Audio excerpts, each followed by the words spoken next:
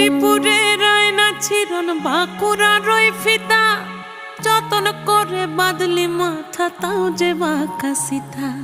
মেদিনীপুরের আয়না চিরন বাঁকুড়ার ওই ফিতা, আর যতন করে বাঁধলি মাথা তাও যে বাঁকা সিথা। পেছ পাড়িয়া রাজকুমারী গলায় চন্দ্রহার, দিনে দিনে বাড়ছে তোমার চুলেরই বাহার। পেছ পাড়িয়া রাজকুমারী